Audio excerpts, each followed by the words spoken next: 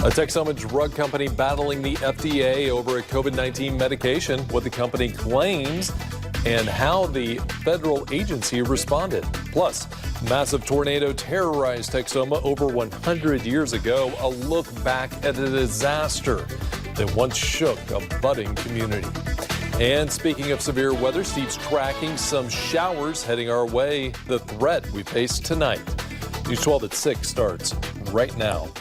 Live from 12 Studios, this is News 12 at 6. Well, good evening. Welcome to News 12 at 6. I'm Dan Thomas. Jen has the night off. Well, we're dealing with torrential rain and even gusty wind as another round of severe storms blasts through Texoma.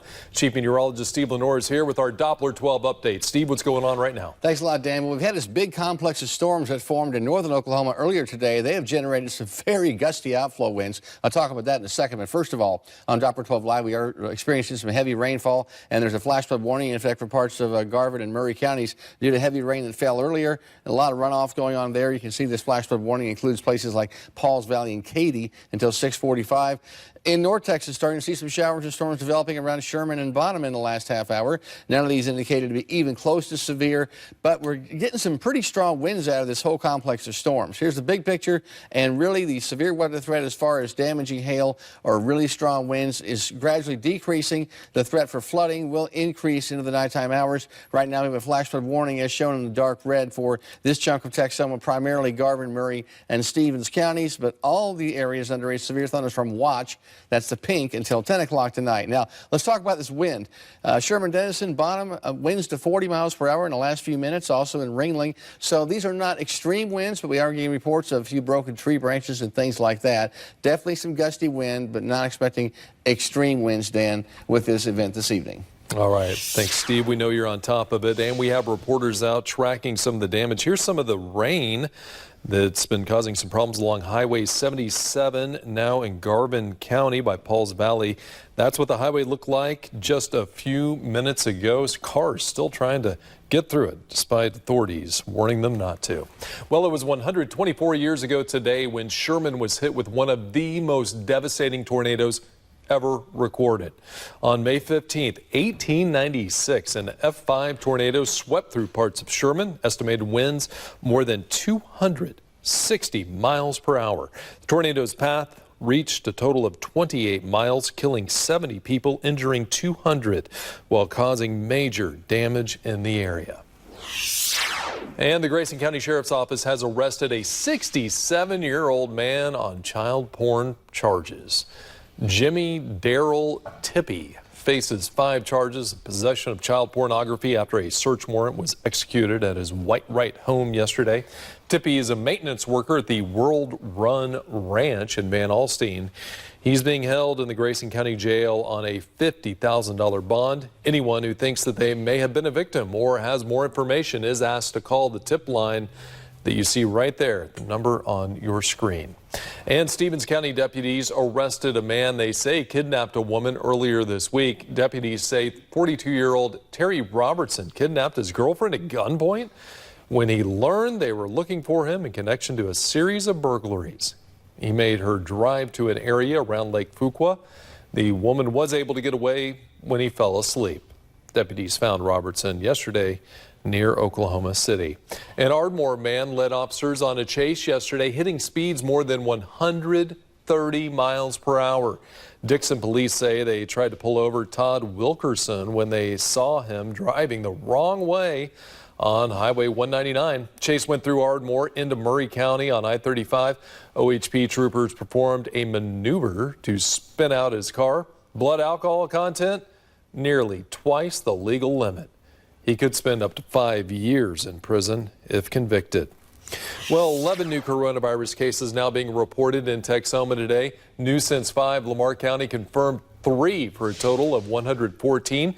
3 out of Fannin County. That makes for a total of 29 there. Marshall County added 2, making 4. Carter, Garvin, and Stevens counties each increased by 1 case. Carter now has 8 cases. Garvin has 16. Stevens, 23. So far, Texoma has reported now 380 people have been infected, 15 have died, and 188 have fully recovered.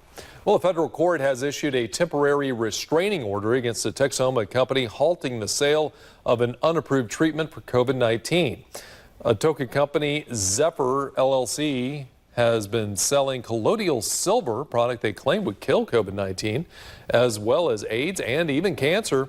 The U.S. attorney says those claims are unsupported by well-controlled clinical studies. The FDA sent a warning letter to that company in March. And today, phase 2 of Governor Kevin Stitt's plan to reopen Oklahoma got underway, which allows the bars in the Sooner State to reopen with some restrictions. News 12's Stan Smith tells us what those restrictions are and how one new Durant business has been affected by the coronavirus now for months. As the state of Oklahoma begins to reopen some more, so does Abby J's Bar and Grill on Durant's Main Street, a bar that was supposed to open in mid-March. When we finally were ready in March 15-ish, the pandemic happened, and they said, nope, you're not going to open. You got to shut down. Bar co-owner Jason Wilson had to work multiple jobs over the past couple of months to make sure he could still keep his dream of opening his bar alive. How am I going to pay my lease? That was the main thing.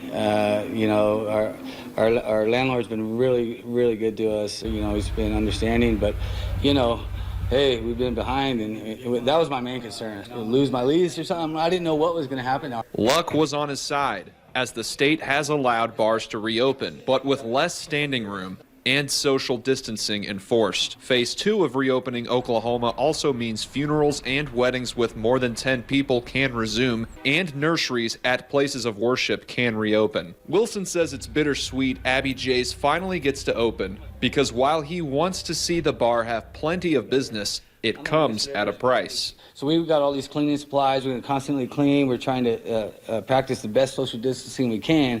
But at the same time, you know, we got to make money. Phase 3 of Oklahoma's reopening is set to begin June 1st. One way or another, if you don't open, you're not going to make it. So, and then the economy is not going to make it. So we all have to do something, and I think this is the first step. To see more of these reopening guidelines, find the link to this story on the KXII website and app.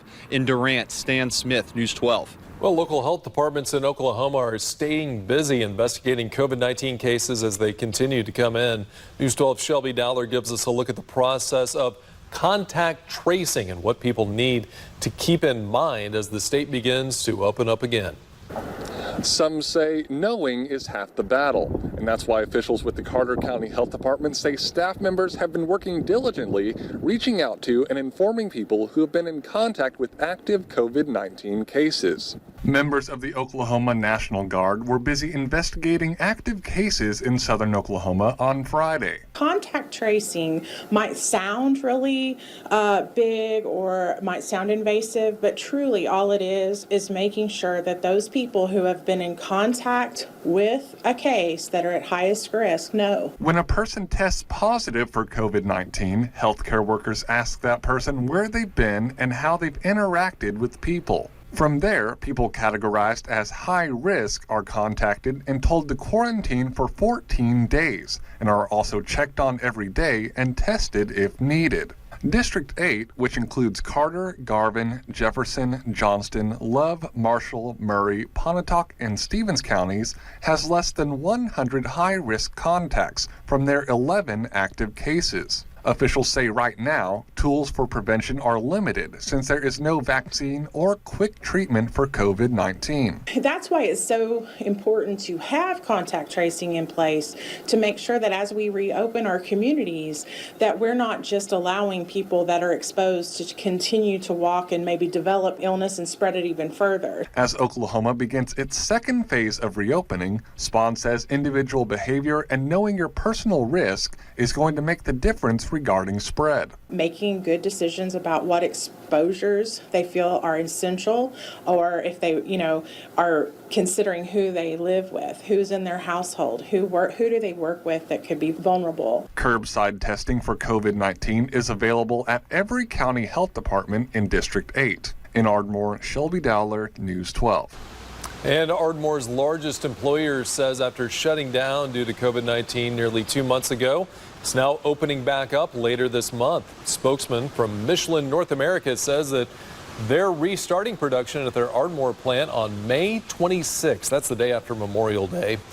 But with new safety measures in place like mandatory temperature screening, 6-foot distancing at workstations, and face masks for all employees. Michelin employs over 1,800 workers in Ardmore. And a Texoma City unveils its newest fire station to the public. How long the building that will house its first responders has been in the works. And a significant weather advisory just posted for Grayson County and southern Fannin County. Gusty winds to 45 miles per hour possible. Check it out on Doppler 12. These storms are moving kind of an unusual direction to the southwest at 30 miles per hour. Heavy rain and some gusty winds can be expected. More in your forecast a bit later.